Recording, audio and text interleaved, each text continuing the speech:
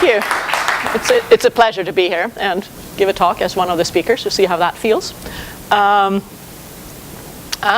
sure most of you know that one of the Millennium Goals for UN is clean water and sanitation. And if you go to UN's website, you'll see things like this.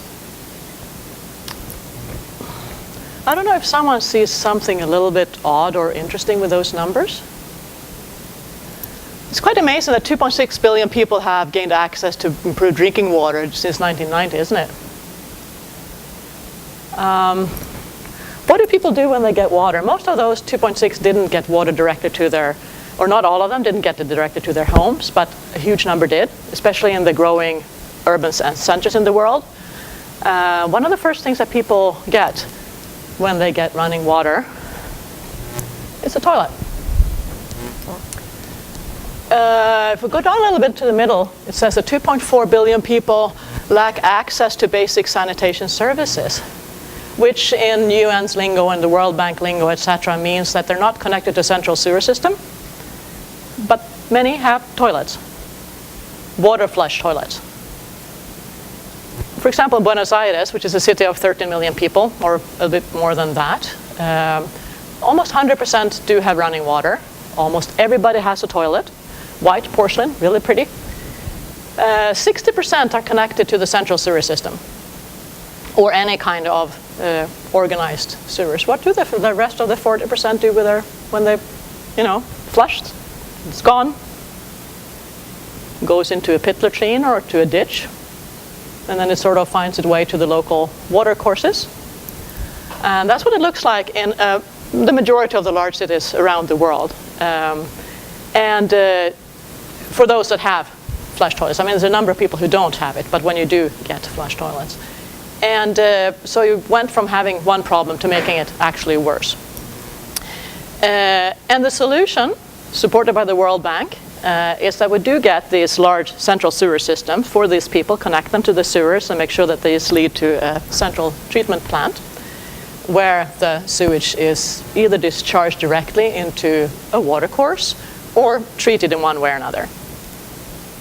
If we go back to history a little bit and where this approach started, this is a pamphlet from 1880s in London, England. At that time, people started using water toilets. It was a la mode. And they didn't have central sewers, so they were flushing it out on the streets. And cholera was rampant. So an engineer came up with a brilliant idea of connecting the toilets to the sewers that led to the Thames, which led to having even more sewage in the Thames, which led to even worse cholera. And there's a lot of books written about this and people trying to figure out why are people getting sick and what's the connection between the smell versus the water, etc. And the solution was to make sure that it got further away from people. The further away you get the stuff, the less risk that we get sick. So if we look back at the history, we started with the health and odor problems, built sewer systems and discharged it sufficiently far away. Well, that sort of didn't solve it because where we discharged it, we got eutrophication, it got a lot of organic matter, it started to smell. So we figured that, started doing something else, built lagoons, aerated lagoons. Then in the 60s and 70s, people started discovering pesticides and persistent organic pollutants in the sewage and in the water. So we got other kinds of treatment. So we improved the treatment technologies with membranes and etc. Well, then phosphorus became a problem. We have eutrophication because of that, so we start precipitating that with aluminum. Pharmaceuticals and other emerging contaminants, as they're called in the lingo, got discovered. So what do we do with that? Well, we add some more bells and whistles, some more membranes, some more UV light, etc. And we have used the same kind of system, putting bells and whistles at the end. And that is what we are dealing with. The thing is that the more we clean the water, the more stuff we get left over. And most of the time we talk about how clean the water gets. We provide water, drinking water to people, then we solve the problem. Then we flush the toilets, we clean the water, you get the clean water, but you also get the rest product, a semi-solid,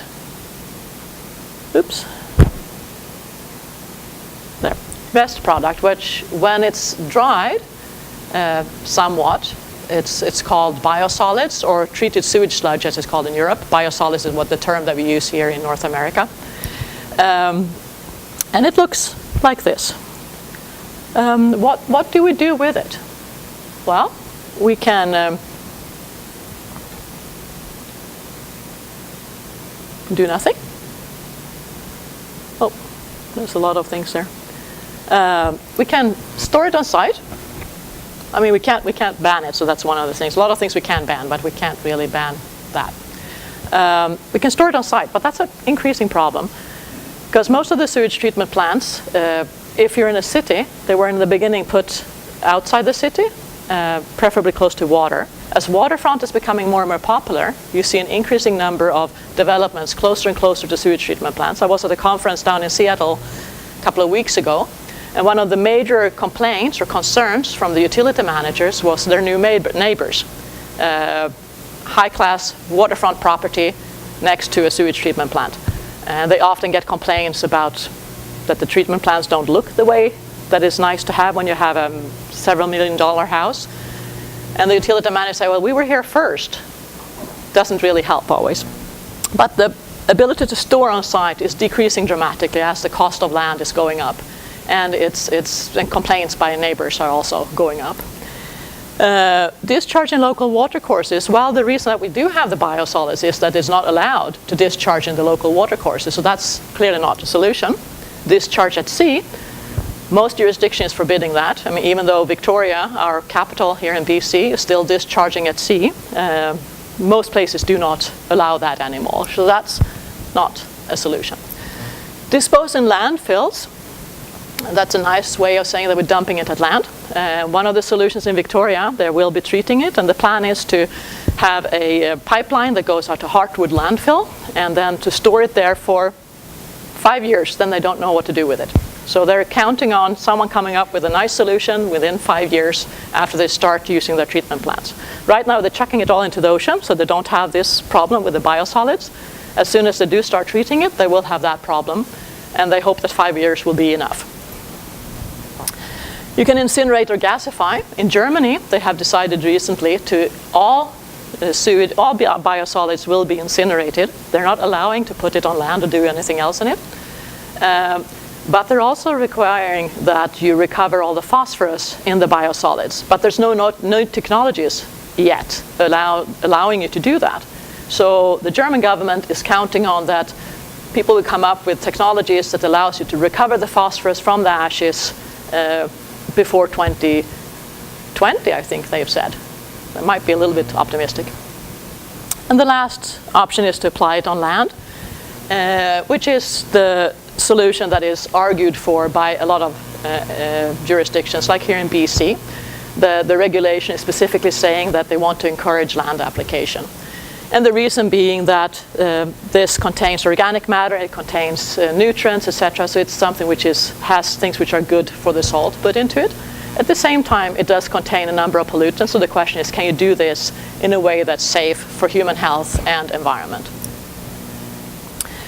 And you can find things like this. This is about municipal solid waste, but it's the same comparison, more or less, that if you compost it or if you landfill it, you see a lot of positive things about composting and putting it on land, a lot of negative things about if you do stick it into the landfill. But is it safe? And are there any trade-offs at all? When it comes to regulations, we have been regulating water and water quality for over 100 years in most jurisdictions around the world. A number of jurisdictions around the world. When it comes to biosolids and the use of biosolids, the first regulation came 1986 in the European Union. And the US 503 biosolids rule followed a few years later. And the law here in BC. In Canada, this is regulated on the provincial level. And some provinces have delegated it down to the municipal level. So there's no federal regulation about biosolids management. And the biosolids rule here, which is called OMAR, here in BC, is more or less a carbon copy of the biosolids 503 rule in the US. And the core objectives of the regulation from the start in the EU and the biosolids 503 rule is to minimize risks for humans and the environment. Most all of these regulations have been revised recently or are presently under revision.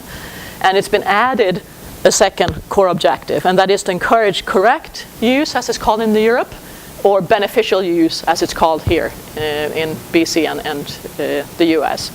And the question is, what are the risks, and what is the beneficial use, and how do you balance these things? If I'm too fast, or if you wonder about something I say, feel free to interrupt me.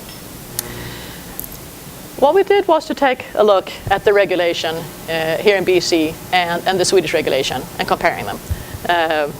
And seeing, so what are the risks and benefits that the law is concerned with? And how are these risks and benefits prioritized? And is the process of prioritization, is that transparent? Or is it kind of difficult to figure out how we know why we put something as more important than something else? And we went through these documents, and the risks is what you would imagine. I mean, you have odor, pathogens, nutrients, accumulation of heavy metals, persistent organic pollutants, and emerging contaminants. And we looked for what is the cause of this, what's the effect of it, and what's the sub-objective.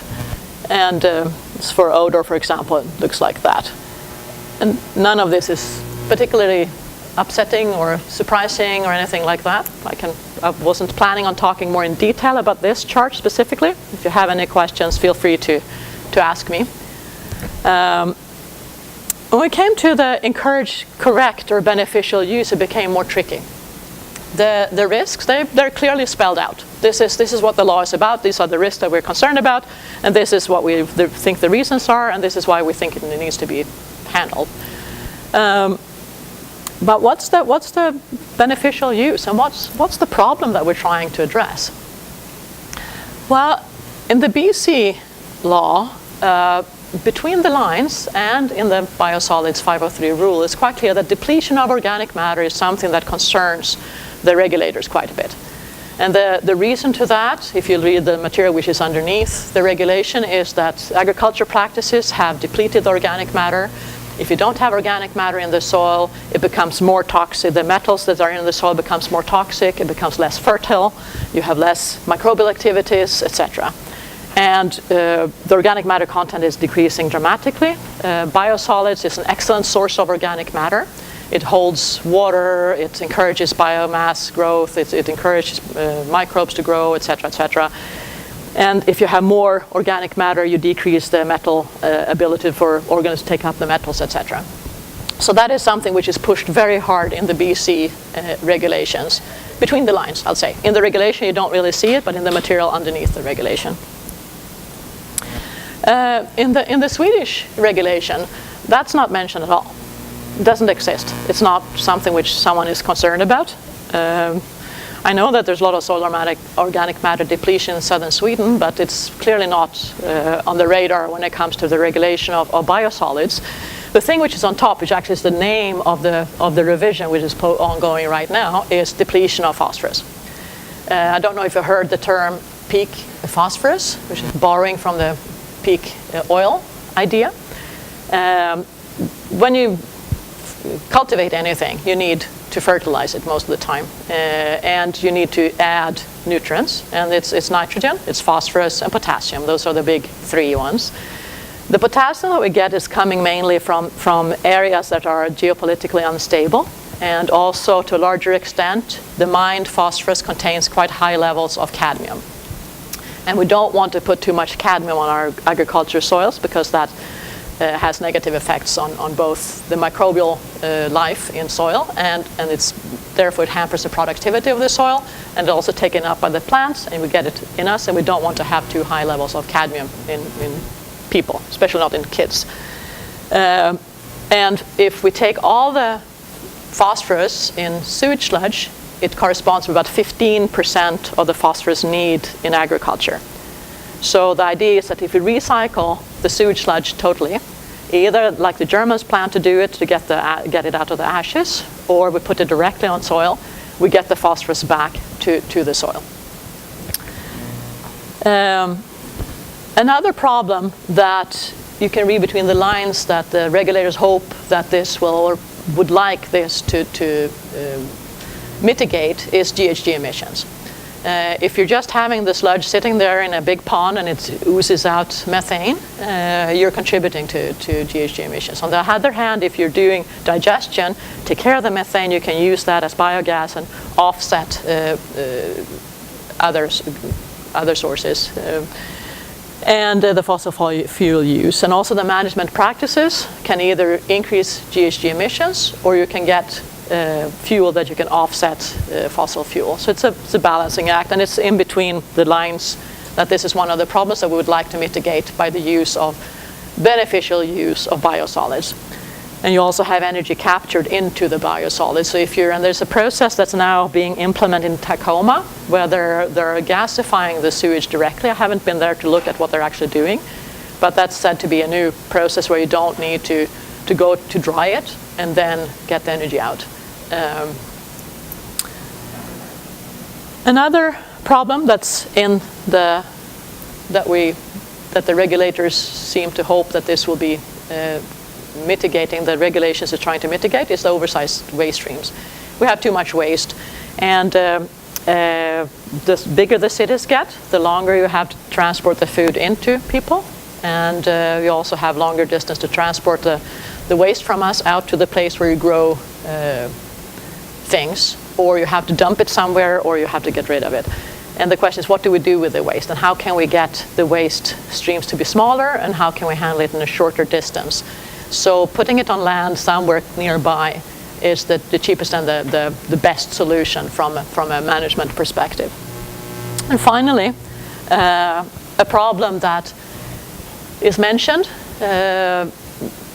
very often in meetings, very explicitly a major problem, and between the lines in the regulatory documents or the underlying documents to the regulations, is that it's getting really expensive to take care of this. It's the more we have to, most of the treatment plants and the sewer systems in the Western world were put in 50 to 100 years ago, and they need to be renewed. And people don't live anymore where they lived before, so you have to rebuild it.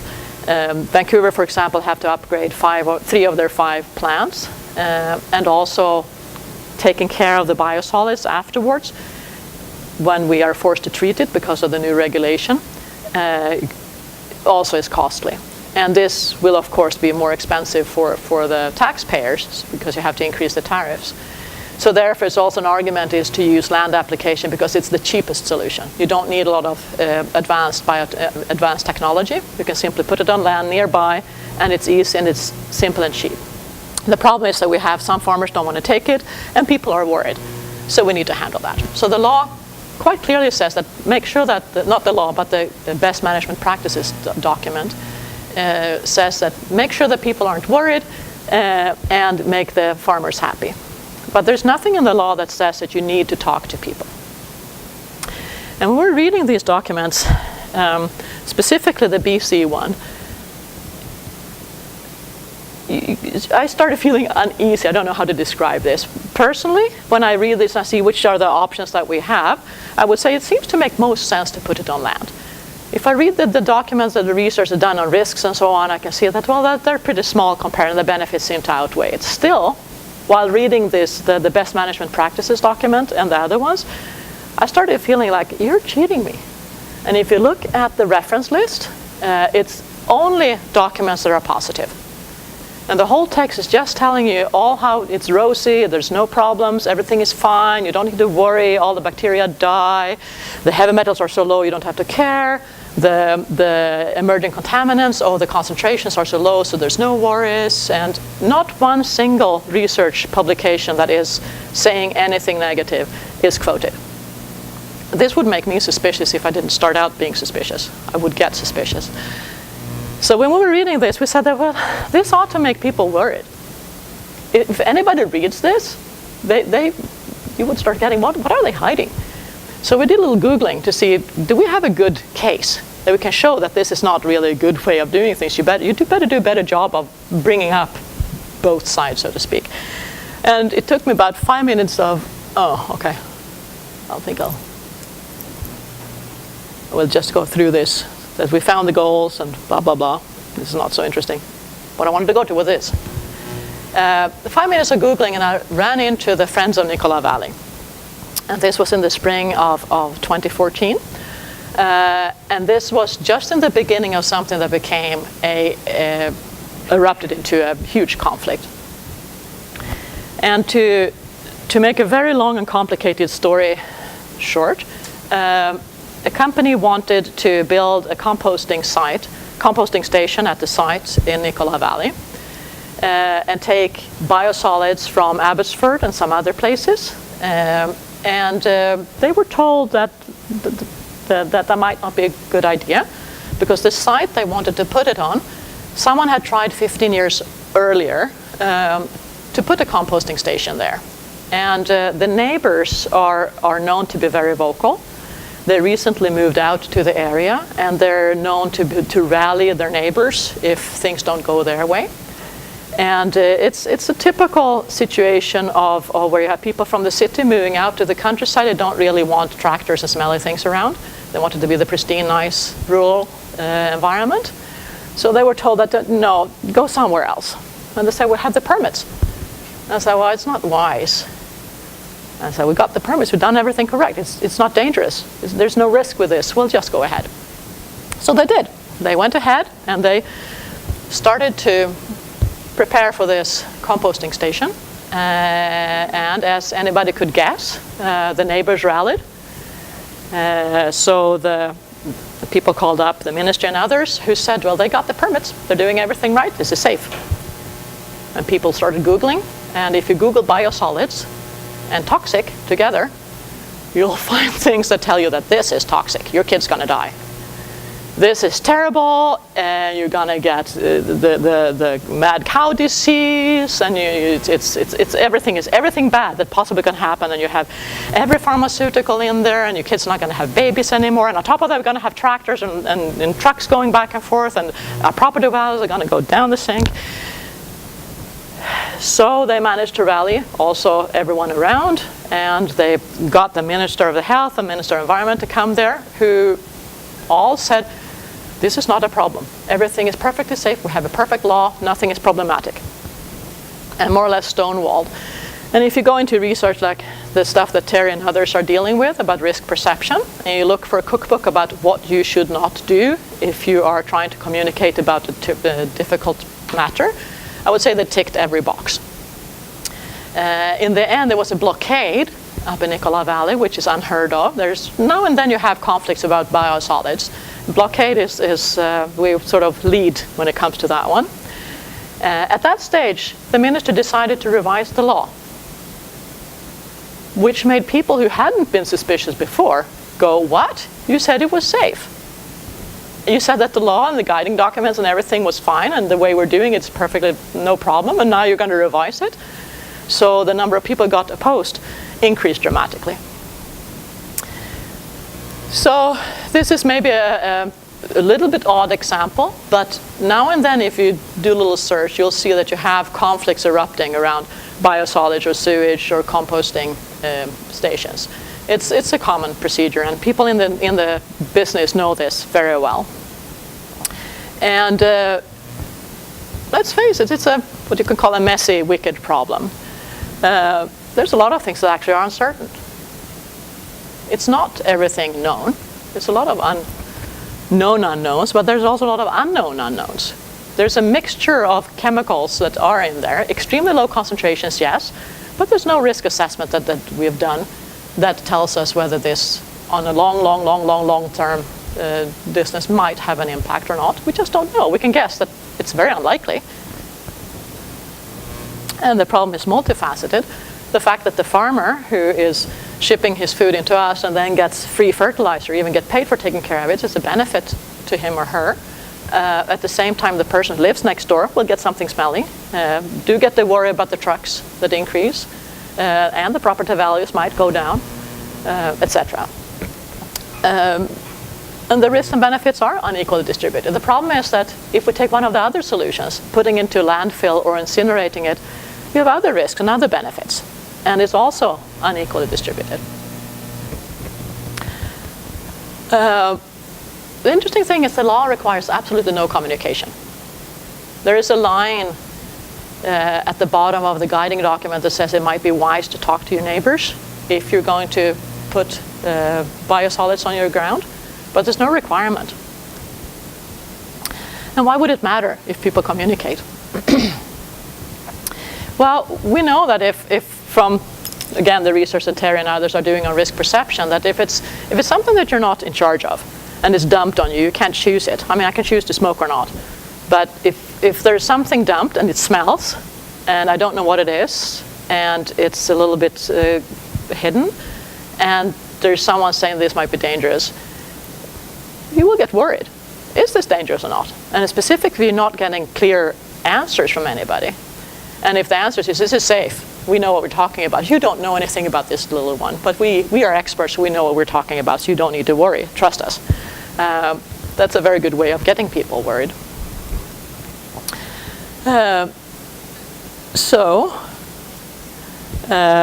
interesting thing is that the Water Environment Foundation, Research Foundation, they produced a report in 2010 about communication, and they're citing all this research about risk perception and saying that we know that what we're doing is something that, if you look at the risk perception literature and look at how do you make people worried, and you look at what we're doing things that are likely to make people worried, and making people worried will make people sick. So that in itself is a concern. So we have an obligation to actually communicate with people so they don't worry, is one thing, but also you're doing it in a way so they don't have reason to worry. And the problem is that if you do this communication, this document can be read as a true communication document or as a PR document. And if it's used at all, it's mainly used as a PR document, which of course will cause worry. The question is how you do communicate wisely. And the good thing that seems to be coming out of the Nicola Valley conflict is that Metro, who previously have been engaged in the conversations with Metro for the past 6 years, I think, and they have been very reluctant to share information. They have very coordinated, orchestrated meetings with the public, and it's very much framed as a technical problem, and you bring in people more or less to convince them that this is a good thing. You can discuss the siting place or things like that, but nothing about the solutions. And they are now really thinking about how do we communicate and what do we communicate. It still has a quite strong flavor of how do we convince people that we need to put it on their land, and how do we explain to people that that is the solution. But at least they're thinking about what is it that makes people worried, and why are they worried, and what are they reading, and why is that making them worried.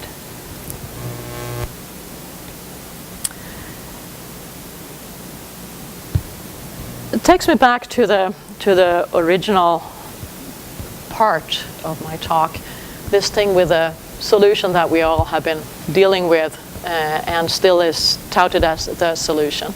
Somewhere in the 70s,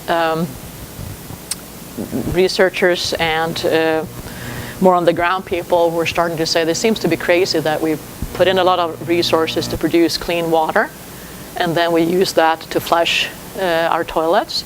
And then we put it in a treatment plant, and then we put in tons of resources, and then we just chuck it out. Wouldn't it make more sense to somehow recycle the resources or use less resources? This is becoming an increasingly, by the year, this is becoming an increasingly energy demanding, money demanding, people's demanding business. And at the conference I was in back in Europe, in Sweden in June, there was the German chief engineer who was explaining that they were now forced to incinerate everything. And our Indian colleagues in the room, they were just laughing. And the German asked, why are you laughing? I said, well, Germany you need to be a rich country to imagine that you would incinerate all the poo of the people in the nation. For us, that's just, and then they didn't continue, they just laughed. How do we find the solutions, or how do you find solutions that actually make sense, especially for rapidly growing urban areas?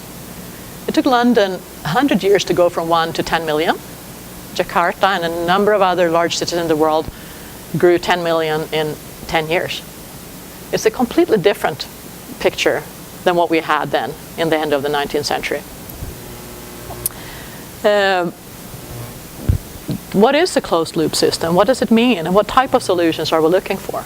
And what is socially acceptable and also functional and causes the smallest risks? What kind of knowledge do we need? Who do we need to engage in these conversations? There's big literature that talks about why isn't this happening? The inertia to change. Why are we not starting to use smarter solutions for our sewer systems or sewage management or whatever you want to call it? And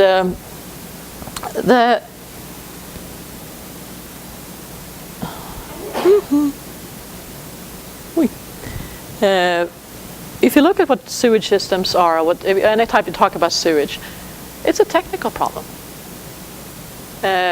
You think about sewers, who should you bring in? Well, an engineer, right? Where do they learn anything about sewers? I sure didn't do it as a biologist and chemist. I don't know, Terry, in anthropology, did you learn a lot about sewers? Poo? No. It is an engineering problem. It's framed as an engineering problem. It's a technical issue. And when you remember those clouds I had and the solutions that we had, technical solutions.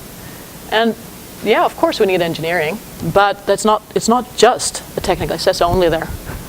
It's very small, but it says only there. It's not only a technical problem. The problem is that we're framing it like that. And one of the things that they brought up at CRD, in the Capital Regional District in Victoria, is that they had the engineering team. I don't know if you know, that conflict's been going on since the 60s. Should we chuck it into the ocean or not? Does it make, and the main argument is that it's most sustainable to chuck it into the ocean, and it was the scientifically agreed best solution until 2005, actually, in Victoria.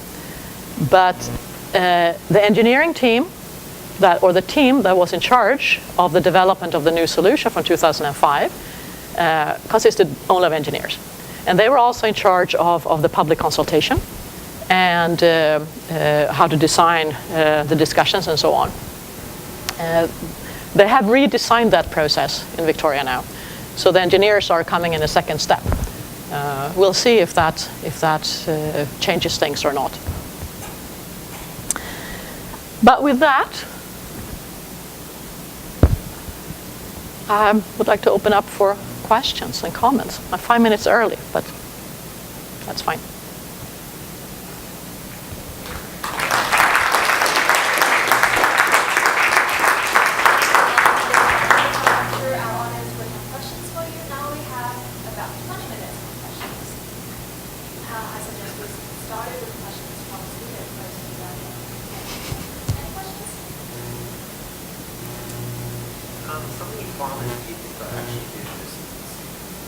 How many? They actually use biosolids in the plant.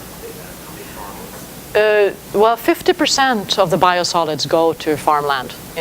How many that is, I don't know. I know that the process is quite complicated because you have to report in a quite complicated way, but 50%.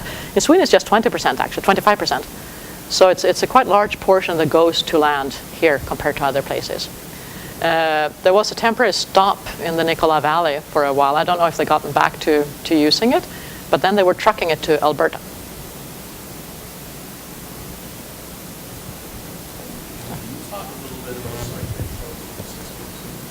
If I can talk about the cyclic closed loop treatment systems. It makes sense to me if that compost is part of it. It makes sense in lots of circumstances where compost on site and sludge is difficult to treat. There's also suggestion is the that's closing the loop using the bioscience to whatever that waste is sent to. In one sense, use opposed to the term cycling those systems. That's one of the ways to go.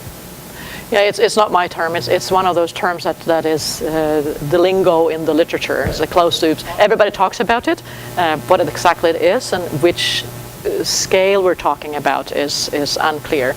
To remember how much each of us produces, we produce fertilizers that can fertilize a hectare per year.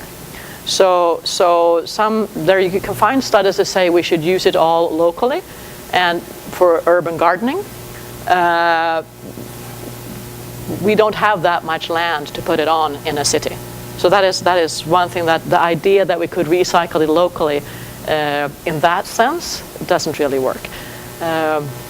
There's a conflict in the literature between the centralized and the decentralized.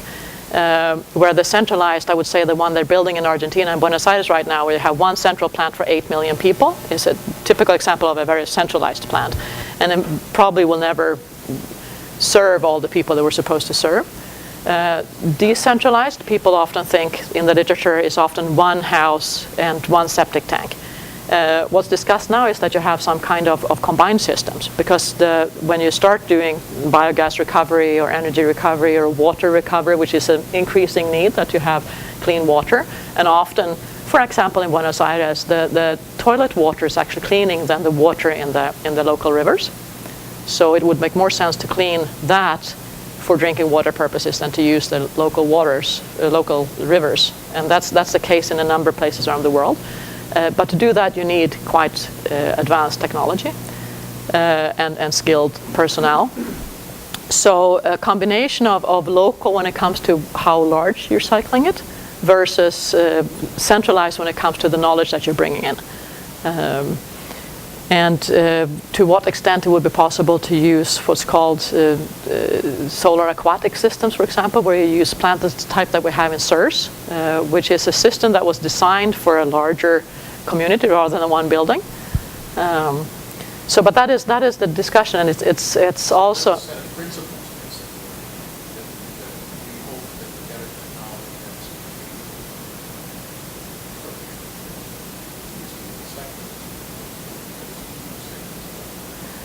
Right, and it's a scalation. I would guess that you won't find one solution fits all. That you have to have a way of figuring out what works in this context.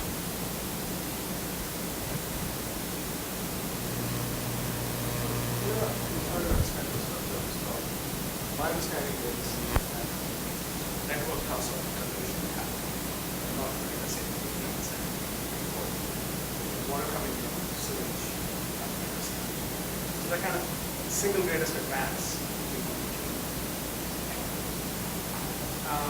And now you're telling me that something was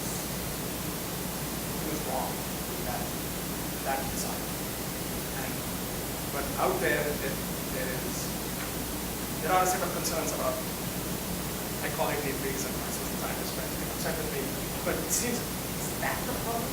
That we have a rise of a rights-based approach to all environmental phenomena, and that we're willing to then trade off all the utility benefits that we have received, that we just don't see them? Is that it? So that in fact our view of risk versus benefits is so skewed that we are sort of, as societies, creating these fake problems. I think it's two problems. I think part of it is fake problems, but it becomes a very real problem for Metro to deal with when people are screaming at them. The difference between when we rolled it out in the 19th century is that we were rich enough to be able to roll out water and sanitation at the same time. There was about 2-3 years in between when that happened in London, for example. Same in Buenos Aires, they got it 3 years after London, rolled it out. In the rapidly growing urban cities, they're growing so haphazardly, and it takes a number of years to plan for this kind of infrastructure. In Mexico City, for example, they tried to be foresighted. So they built 2 major treatment plants outside the city, which would be covering for the needs. It's just that the city grew in a different direction. So one of them is overloaded and the other one has to be dismantled because it's not used at all. It's too far away. So this way of building central treatment systems to take care of large solutions and then treat it at the end, that solution, and with large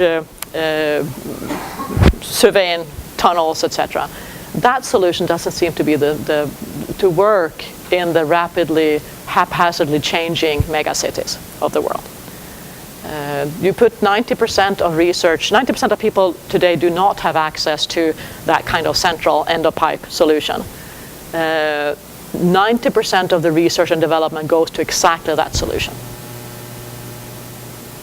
So that's when it comes to the biosolids, I'm with you that it's a bit of a NIMBY problem. At the same time, we don't have risk assessments that allow us to assess it in a way that makes it honest to talk to people about the risks. So that's another problem, really. Well.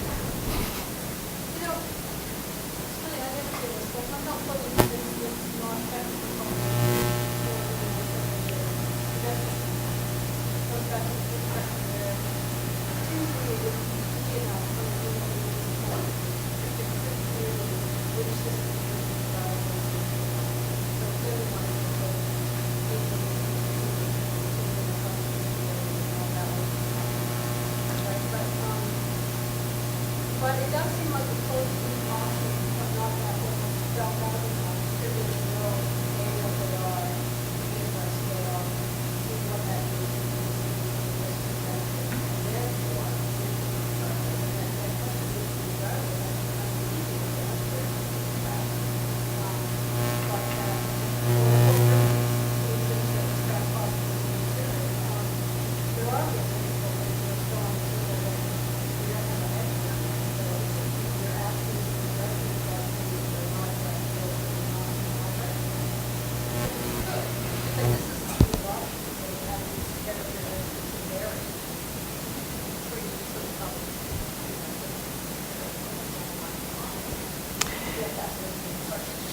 Yeah,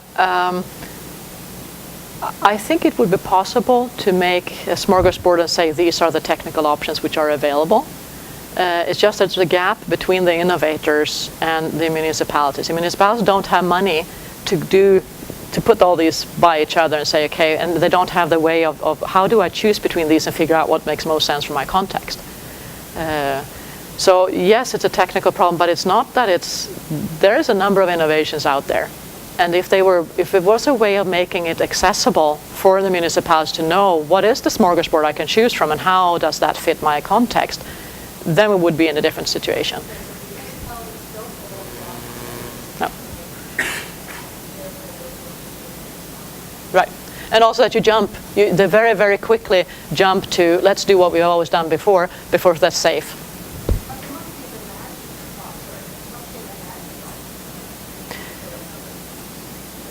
Well, they're doing that. That's what they're trying to do in Victoria. One of the outcast groups there on the west side are fighting to build a small plant that can do everything on a small scale. And they argue that if they manage to do this, they're going into the environmental assessment part now, they are doing proof of concept. It's also that, like Vancouver, for example, they want to see 3 functioning full-scale plants that before they dare to do it themselves.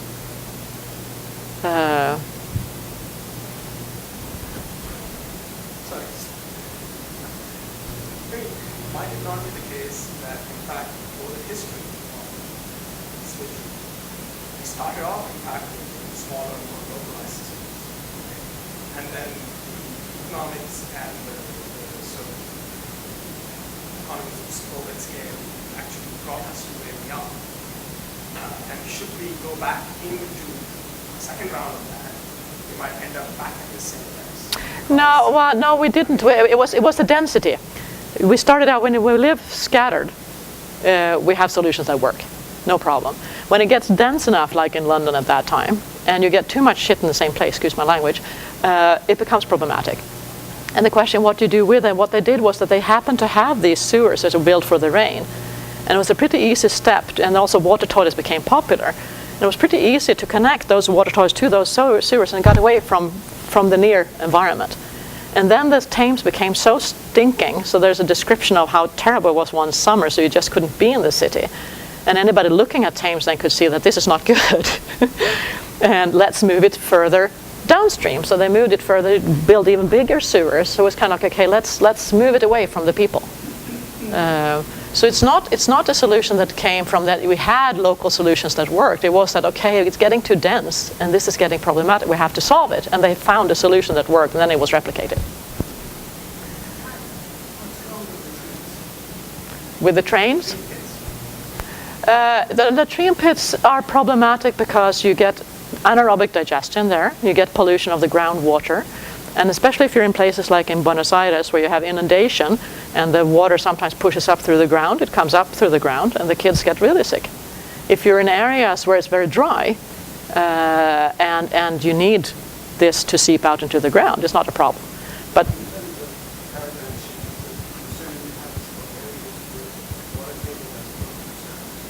it's in areas where you have too many people too close to each other. So if you have a latrine pit, that will actually fester. And you'll also produce quite a lot of methane from those pits after a while. So it's that latrine pits works in if it's not too dense, if the geology and hydrology, etc., is very specific, etc., then it will work.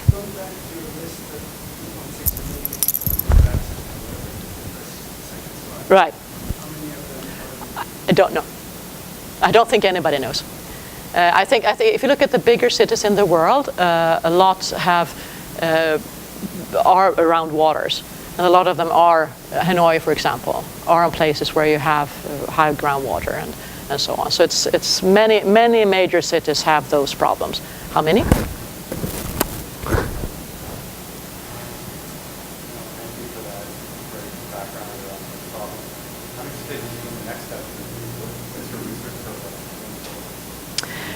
We are nerding in together with Daniel and some other people in the CRD, and using that as an example and focusing on the use of science. What kind of knowledge is used and why, and how are different values embedded in the science in itself, and how does that impact the solutions that we actually see as the possible solutions.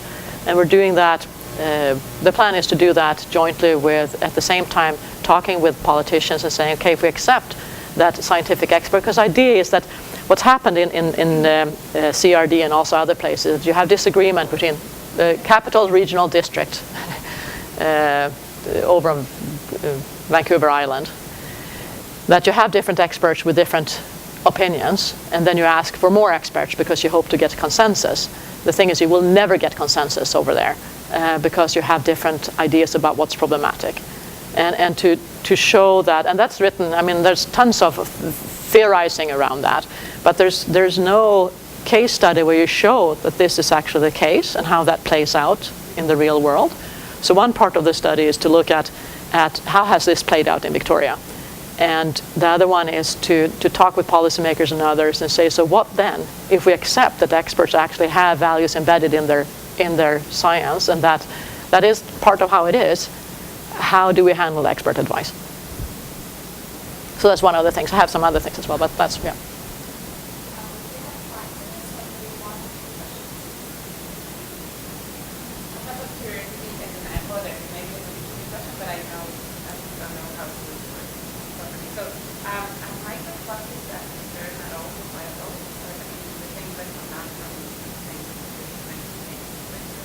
Yeah, the things that come in, the things in the sink mix with the sewage, and that's one of the things with the emerging contaminants is the PPCs, personal care products, PCPs, I mean. And so that's stuff we put on our face and our hair and so on. Microplastics go through the treatment systems and gets out into the water. So they're not a problem for the biosolids, they're a problem for the wastewater. So a technical solution there would be to get better filters, and then you'll have it in the biosolids. A better solution would be just forbid them.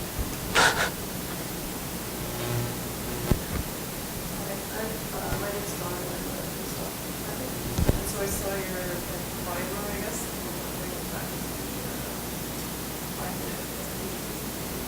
Right. So I had the same question as with that.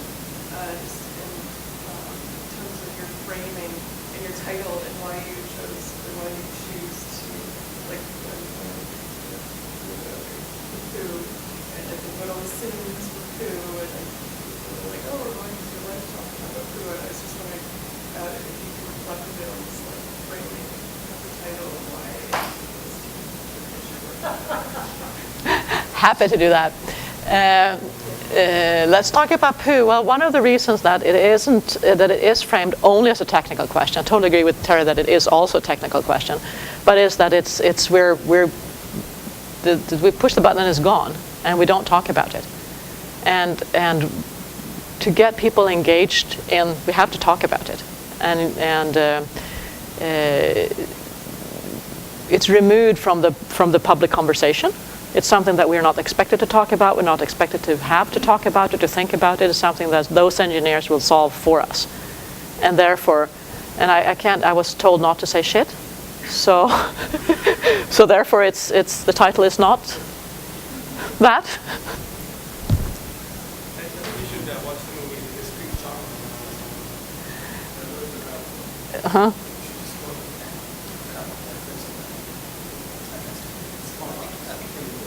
I probably do. Have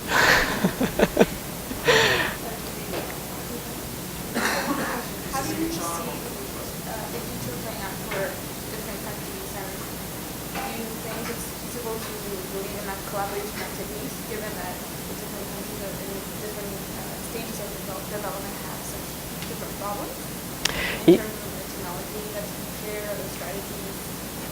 Yeah, no, I think the large cities in the world have a lot to collaborate between each other, because many of them face very similar problems, that you have an influx, and that's faster than you actually can control, and the people are settling down in places where you might not want them, and so on. So my understanding is that those cities would definitely benefit from collaborating, and I think that cities like Vancouver could learn from collaborating with those cities, because their problems are so much larger. Yeah.